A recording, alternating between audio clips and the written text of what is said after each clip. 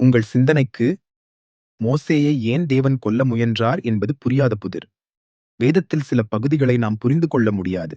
எவ்வளவு விளக்கங்கள் சொல்லப்பட்டாலும் ஏற்றுக்கொள்ள முடியாத பகுதிகள் உண்டு. அப்படிப்பட்ட ஒரு பகுதிதான் மோசேயை ஆண்டவர் கொல்ல நினைத்த காரியம். அதுவும் இந்த காரியம் எப்பொழுது நடந்தது என்றால், ஆண்டவர் மோசேயோடு விவாதம் பண்ணி 3 அற்புதங்களை அடையாளங்களாக காண்பித்து வாக்குத்தத்தங்களை கொடுத்தும் அதை ஏற்க மறுத்து, இறுதியாக அவருடைய வாயாக ஆரோனை நியமித்து அவரை இஸ்ரவேலரை நடத்தும்படியான பொறுப்பை ஒப்புக்கொடுத்த பிறகு இந்த காரியம் நடைபெற்றதாக பார்க்கலாம். மோசேயை ஊழியத்திற்கு அழைத்தபோது அவனிடம் இதை சொல்லாத கர்த்தர் அழைத்த பிறகு கொல்ல முயற்சித்தது ஏன்?